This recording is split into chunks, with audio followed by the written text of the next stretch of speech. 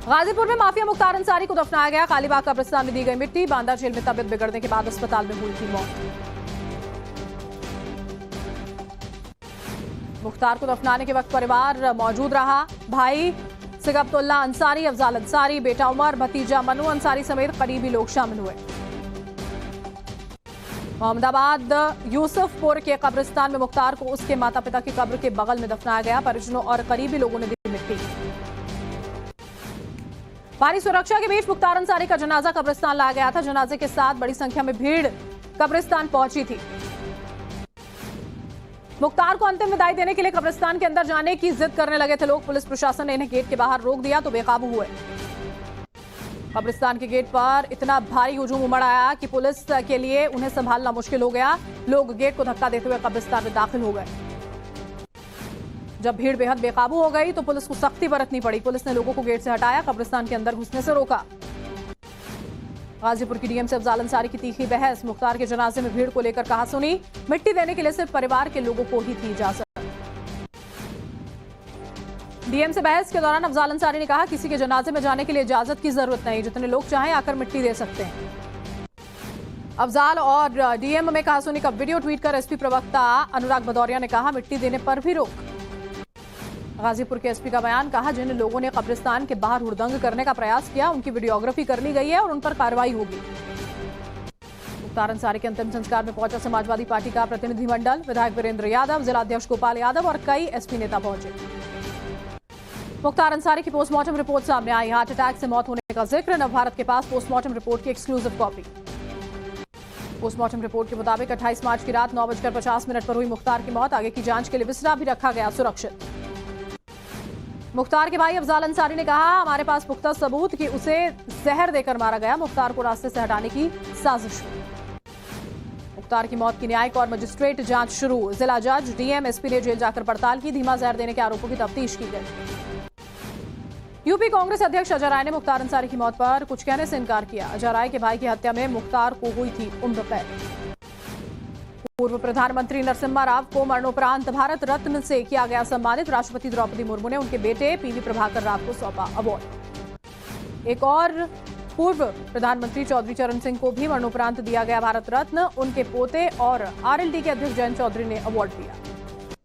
बिहार के पूर्व मुख्यमंत्री कर्पूरी ठाकुर को भी मरणोपरांत भारत रत्न से नवाजा गया। उनके बेटे रामनाथ ठाकुर ने राष्ट्रपति से अवार्ड दिया।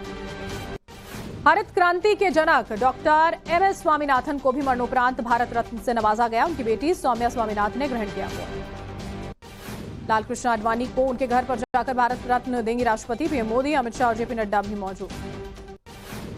पीएम मोदी ने ट्वीट कर भारत रत्न कर्पूरी ठाकुर को श्रद्धांजलि दी। लिखा, उन्होंने अपना जीवन सामाजिक न्याय और समानता के लिए समर्पित किया।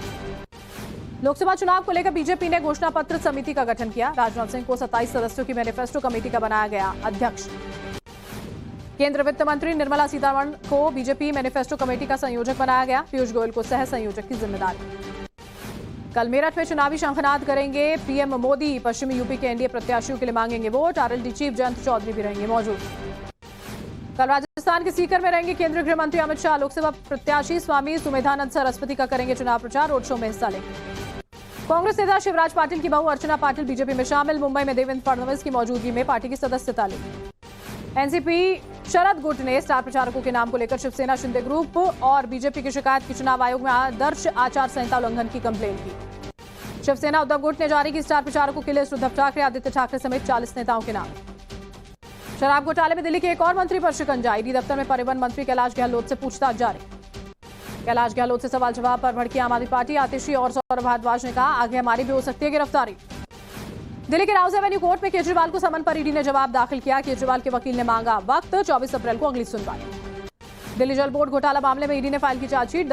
जगदीश अरोड़ा और अनिल अग्रवाल को बना आरोपी। न्यूज क्लिक मामले में दिल्ली के पटियाला हाउस कोर्ट ने चार्जशीट दायर की। दिल्ली पुलिस की स्पेशल सेल ने 7,500 पन्नों का आरोप पत्र दाखिल किया।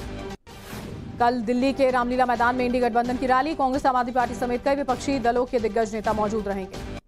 इंडी गठबंधन की रैली में शामिल होने दिल्ली पहुंची हेमंत सोरेन की पत्नी कल्पना सोरेन। अरविंद केजरीवाल की पत्नी सुनीता केजरीवाल से मुलाकात की। कल्पना सोरेन से केजरीवाल की गिरफ्तारी को गलत बताया। कहा, जो हेमंत सोरेन के साथ हुआ वही अरविंद केजरीवाल के साथ भी हुआ। कांग्रेस ने वॉशिंग मशीन के साथ प्रेस कॉन्फ्रेंस की। बीजेपी की वॉशिंग मशीन बताते हुए कहा, यहां भ्रष्टाचार के आरोपी जाते हैं और राष्ट्रवादी बनकर निकलते हैं। करोड़ों के इनकम टैक्स नोटिस के खिलाफ कांग्रेस का प्रदर्शन। दिल्ली में यूथ कांग्रेस ने खोला मोर्चा, केंद्र सरकार के खिलाफ नारेबाजी। विवेक तनखा ने कहा, इनकम टैक्स डिपार्टमेंट ने 3 दिनों में कांग्रेस को 3,567 करोड़ का नोटिस दिया। केंद्रीय मंत्री अनुराग ठाकुर ने कहा, जब पार्टियां इनकम टैक्स रिटर्न भरती हैं तो कांग्रेस ने ऐसा क्यों नहीं किया, कैश में चंदा लिया, इसलिए नोटिस भी मिलेगा। पशुपति पारस का एनडीए को लेकर ट्वीट लिखा, राष्ट्रीय लोक जनशक्ति पार्टी एनडीए का अभिन्न अंग, तीसरी बार प्रधानमंत्री बनेंगे मोदी। पप्पू यादव ने पूर्णिया से नामांकन करने का ऐलान किया, 2 अप्रैल को भरेंगे पर्चा, कांग्रेस और आरजेडी के बीच होगी फ्रेंडली फाइट। एक वीडियो जारी करते हुए पवन सिंह ने कहा, 2019 में बाबुल सुप्रियो के लिए आसनसोल में प्रचार किया था, लेकिन 2024 में ऐसा क्या हुआ कि उन्होंने मुझे बदनाम किया। कर्नाटक के कांग्रेस विधायक शिवशंकरप्पा का बीजेपी की महिला उम्मीदवार पर विवादित बयान। गायत्री सिद्धेश्वरा के लिए कहा, वो सिर्फ खाना बनाना जानती है। तमिलनाडु के मुख्यमंत्री ने कमल हसन से मुलाकात की, दोनों के बीच लोकसभा चुनाव पर हुई चर्चा।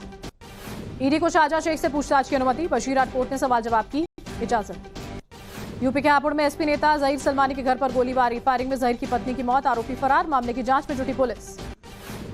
गोवा में महिला फुटबॉलर्स पर कोच के हमले पर सरकार गंभीर, खेल मंत्रालय ने एआईएफएफ को कड़ी कानूनी कार्रवाई करने का निर्देश दिया।